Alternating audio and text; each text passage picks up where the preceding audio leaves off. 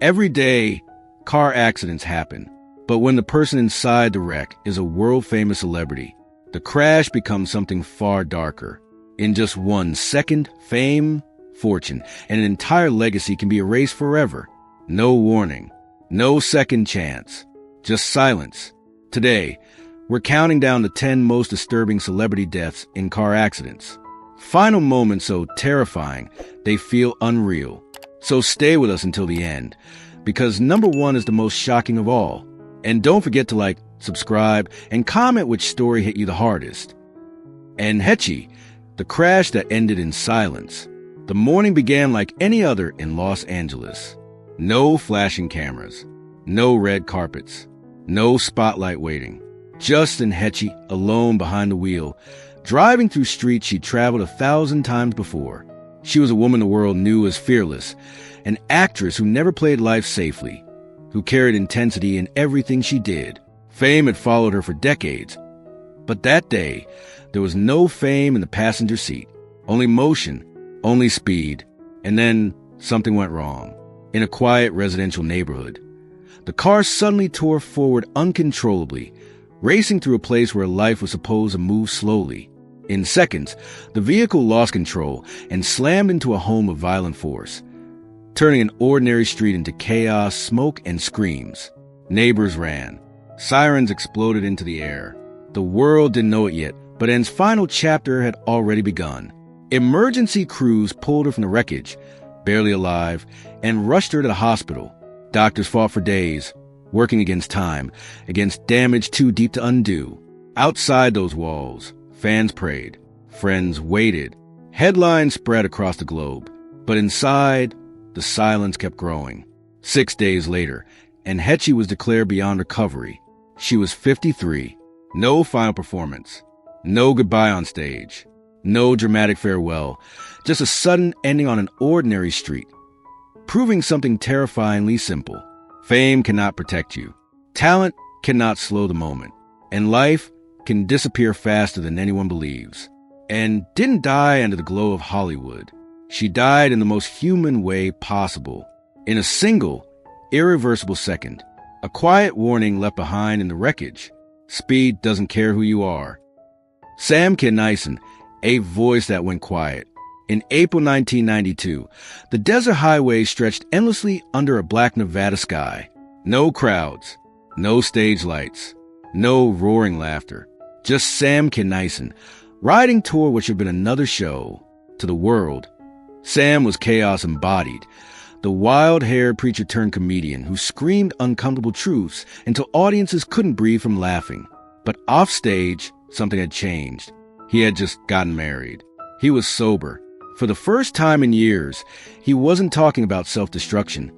He was talking about the future. That night, he wasn't chasing applause. He was chasing tomorrow. Driving along U.S. Highway 95, the road felt empty, safe, predictable. But miles ahead, another vehicle drifted recklessly across the center line, wobbling into the wrong lane like fate losing its balance. There was no time to negotiate with destiny. The collision was violent. Metal folding into metal, glass exploding into the desert air. The silence afterward felt unnatural. Friends traveling behind him ran to the wreckage.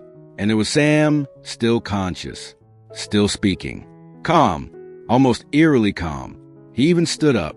For a moment, it looked like he had survived, but some damage doesn't scream on the outside. Internal injuries were tearing through him invisibly, silently. Within minutes, his strength drained away. Witnesses later said he looked upward and spoke softly, as if talking to someone no one else could see. Then he collapsed onto the highway. He was 38. The man who built a career on shouting left this world in a whisper. No punchline, no encore. Just a reminder that life doesn't wait for your comeback arc. Sometimes, just when redemption feels close enough to touch, the road ends. And even the loudest voice can disappear in a single, unforgiving second. Lisa left I. Lopez, the feeling she couldn't escape. By the time Lisa Lopez left the United States for Honduras, she wasn't running toward fame. She was running away from it. As the fierce, magnetic voice of TLC, she had conquered charts, scandals, and the relentless glare of celebrity. But beneath the platinum records was a woman unraveling quietly, searching for meaning, balance, something spiritual enough to steady the storm inside her. Weeks before her death, a tragic accident involving a young boy had shaken her deeply. They shared the same last name. To Lisa, it didn't feel like coincidence. It felt like a warning. In Honduras, she fasted, meditated, spoke about karma, fate, energy shifting in ways she couldn't fully explain. She carried a small camera everywhere, documenting raw confessions as if time were running out and she needed proof she had tried to understand it. On tape, she talked about death almost casually, not with fear, but with awareness, like someone sensing a shadow just out of frame. Then came April 25th, 2002. Lisa was traveling down a narrow road, surrounded by green hills and open sky. Inside the SUV were friends, laughter, movement, life continuing forward. Suddenly, a truck appeared ahead. In one split-second decision to avoid collision, Lisa swerved hard. The vehicle spun out of control. Metal twisted. Dust swallowed the air. Silence followed. Everyone else survived. Lisa didn't. She was 30 years old. No substances. No scandal. No conspiracy proven. Just momentum and a single irreversible turn. What remains haunting isn't only the crash. It's the footage she left behind. A woman speaking openly about imbalance, about feeling something approaching, about surviving when others didn't. Lisa Left Eye Lopez escaped fame, controversy, and her own inner chaos. But she couldn't outrun the road. And sometimes the most disturbing part of tragedy is when it feels like the soul already knew. Princess Diana chased into the tunnel. Paris was supposed to be a pause. On the night of August 30th, 1997, Princess Diana wasn't attending a royal function. She wasn't standing on a balcony. She wasn't performing duty. She was simply trying to disappear. Inside the Ritz Hotel, she and Dodi Fayed waited while outside, engines idled and camera lenses glinted under streetlights. The world's most photographed woman had spent years being pursued by tabloids, by rumors, by expectations she never asked for. That night, she wanted privacy, so they slipped out the back entrance. It was a small decision, quiet, almost ordinary, but outside motorcycles followed. Flashbulbs flickered in the dark. The car accelerated through the Paris streets, weaving through traffic, trying to outrun the hunger behind them. Inside the vehicle, Diana wasn't a symbol. She was a 36-year-old mother of two. Then came the Pont de El Alma tunnel. Speed increased. The walls narrowed. Control thinned. In seconds, metal slammed into concrete. The crash echoed like an explosion underground. Violent, final, inescapable. Dodi Fayed and the driver died instantly.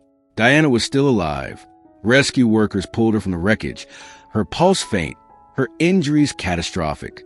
For hours, surgeons fought inside a Paris hospital while the world slept. Unaware history had already shifted. At 4 a.m., she was pronounced dead. By sunrise, the planet was grieving. Investigations would later call an accident. Speed, intoxication, relentless pursuit. But to millions, it felt like something larger. A woman who spent her life trapped inside fame died trying one last time to escape it. Princess Diana didn't die wearing a crown. She died in the dark, beneath a city tunnel, chased by the very attention that built her legend. And the message left behind was chillingly clear. When the world refuses to look away, sometimes there's nowhere left to run. Cliff Burton, the seat that changed everything. September 27th, 1986. Metallica was young, hungry, and unstoppable. Master of Puppets had exploded across the world, and the band was tearing through Europe on a relentless tour schedule. Every night was louder than the last, every crowd bigger. Inside their tour bus rolling through Sweden before dawn, exhaustion finally won. The highway was dark, cold, endless. Cliff Burton, 24 years old, quiet, brilliant, the musical architect behind Metallica's heaviest sound, had just won a simple car draw with Kirk Hammett. The prize? A different bunk. It felt meaningless. A joke. A small twist of luck before sleep. Hours later, that tiny decision would become everything. As the bus moved along a rural stretch of road, it suddenly lost control. Some said black ice. Others questioned the driver. In truth, it didn't matter. The massive vehicle skidded violently, veered off the pavement, and flipped. Metal screamed. Glass shattered. Bodies were thrown into chaos. When the bus finally stopped rolling, silence flooded in. The band crawled out into the freezing Swedish morning, dazed, bleeding, alive. But Cliff had been thrown from the bus. And when it landed on him. Emergency crews arrived quickly, but there was nothing they could undo. The weight was too much. The injuries catastrophic. Cliff Burton was pronounced dead at the scene. He was 24. No drugs. No scandal. Just fatigue, speed, and a single patch of unforgiving road. Cliff wasn't just a bassist. He was the soul of Metallica's complexity. Classically trained, fearless. Pushing the band beyond noise into something orchestral, intelligent, timeless. Metallica continued, but they were never the same. All because of a card game, a bunk switch, a moment no one thought twice about. Sometimes destiny doesn't roar. Sometimes it whispers through the smallest choice. And on a silent Swedish highway, heavy metal lost its compass, proving that even legends can be erased before sunrise. James Dean racing the inevitable. James Dean lived like a spark near gasoline. By 1955, he wasn't just a rising actor. He was becoming a symbol. East of Eden had made him magnetic. Rebel Without a Cause hadn't even premiered yet, but Hollywood already knew. This 24-year-old carried something dangerous and unforgettable. Danger didn't scare him. It attracted him. On September 30th, Dean climbed into a silver Porsche 550 Spider, the car he called Little Bastard. Friends had warned him to tow it to the race. The engine was new, the machine untested. He chose to drive it. Speed wasn't a hobby. It was part of his pulse. Earlier that day, he'd already been ticketed for speeding. Still, he kept going, slicing through California highways, chasing the horizon like it owed him something. Late afternoon, a rural intersection near Chelam. A Ford sedan turned left into his lane. Seconds. That's all he had. Dean tried to maneuver, but physics doesn't negotiate with fame. The Porsche slammed nearly head-on into the other car, crumpling like paper before spinning into a ditch. Twisted steel. Scattered glass. A silence too heavy to breathe through. When rescuers pulled him from the wreckage, his body was broken beyond repair. A shattered neck.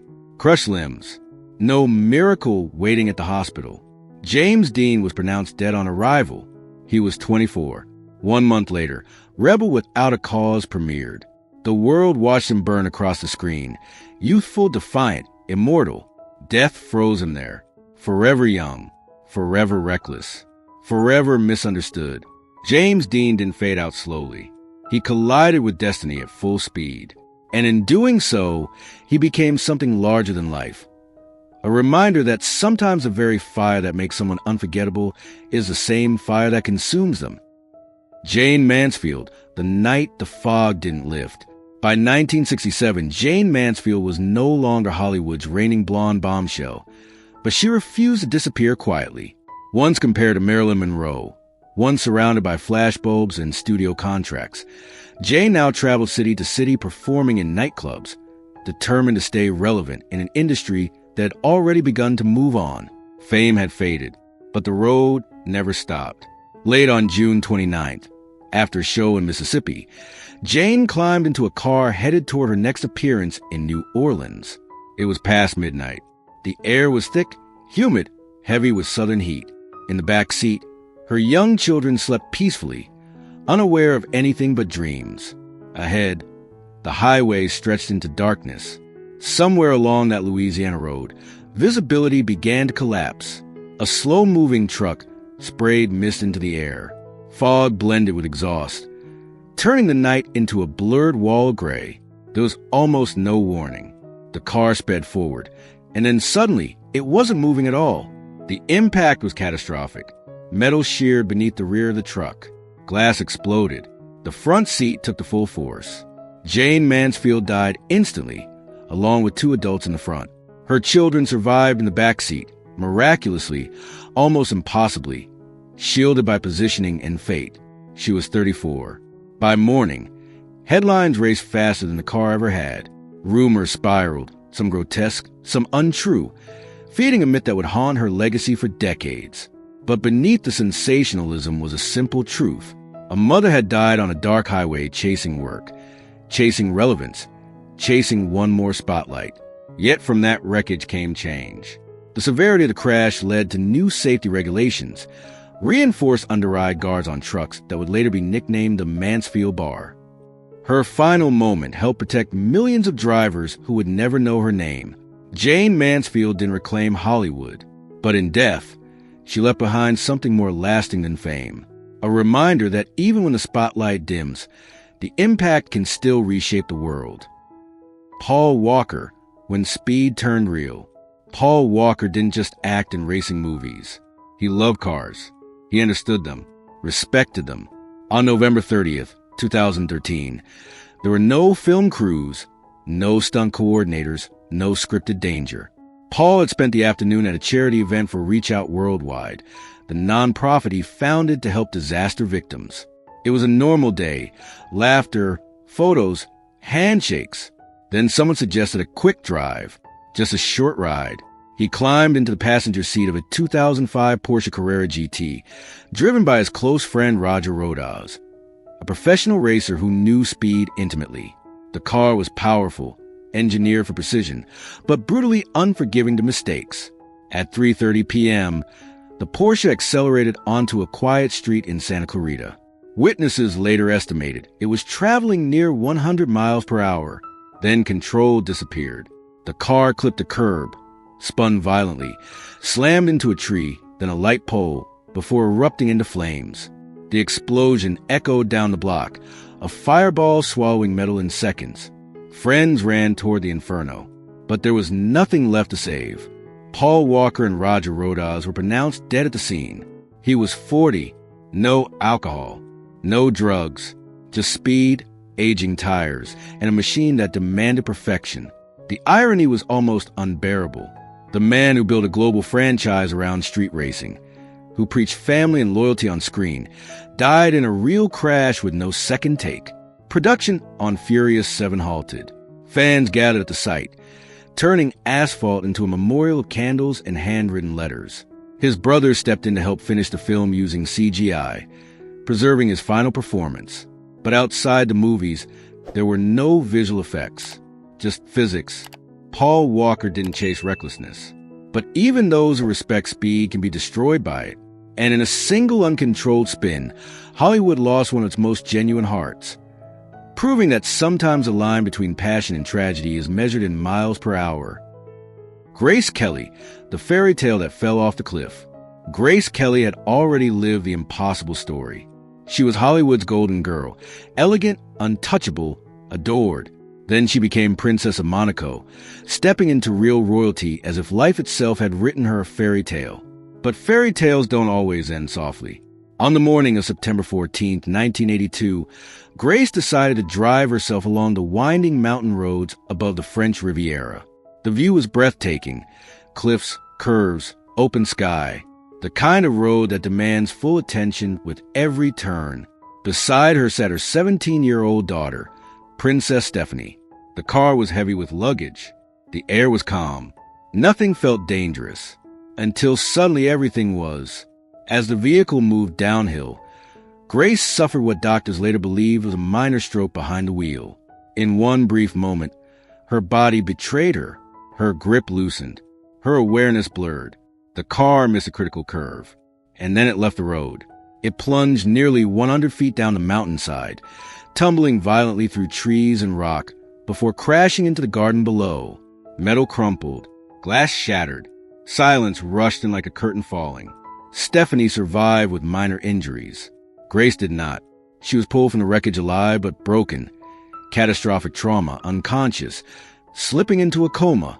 For 24 agonizing hours, the world waited, hoping the princess might wake up, but she never did. Grace Kelly was declared brain dead.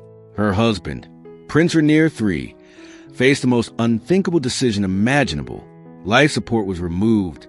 She was 52 years old. Almost immediately, rumors ignited. Was Grace truly driving? Was Stephanie at the wheel? Were they arguing? Speculation clung to the tragedy like fog, refusing to disappear even as her daughter denied it all. Nearly 100 million people watched her funeral. Royalty, celebrities, heads of state gathered in the cathedral where her fairy tale wedding had once taken place. Grace Kelly survived fame, glamour, and a crown. But in the end, it was gravity, weakness, and a silent mountain road that brought down one of the world's most graceful icons. A reminder that even fairy tales can end in freefall. Bessie Smith, the voice the road couldn't silence. Long before celebrity headlines and paparazzi chases, the road was already deadly. In the early hours of September 26, 1937, it claimed one of the most powerful voices America had ever known. Bessie Smith, the Empress of the Blues. Her life had never been easy. Born into poverty in the South, Bessie didn't inherit comfort or privilege.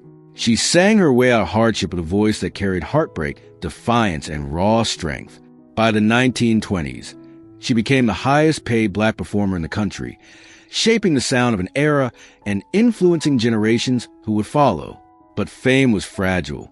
When the Great Depression hit, recording opportunities vanished. The spotlight dimmed. So Bessie returned to what she had always done, touring endlessly, riding long highways at night, chasing audiences town by town. That night, she was traveling through the Mississippi Delta on U.S. Route 61. The road was dark. Visibility was poor. The world felt empty. Then, without warning, disaster appeared ahead. A vehicle loomed in the darkness. A miscalculation. A brutal collision. Metal crushed inward. Bessie was critically injured, bleeding, fading, in desperate need of medical care. Help arrived. She was rushed to a nearby hospital. Doctors fought to save her, but the injuries were too severe. Later that morning, Bessie Smith died. She was 43 years old. Almost immediately, rumors spread. Claims that she had been denied treatment because of her race. Later investigations disputed parts of the story, but the myth took on a symbolic life of its own, reflecting the deep racial injustice of the America she lived in. Truth and legend became intertwined. Bessie did not die on a stage. She died on a quiet southern highway, far from applause. But her voice never left. It echoes through blues, jazz, rock, and soul, proof that even when a life ends suddenly, influence can be immortal. The road took her body, but it could not take her sound. And just like that, legends were gone. Not on a stage, not in front of cameras, but on ordinary roads in moments no one saw coming. These stories remind us of one chilling truth. Fame can't stop fate, and life can change in a single second. So if any of these tragedies moved you, comment which story hit you the hardest. And don't forget to like, subscribe, and stay with us, because the next countdown is even darker.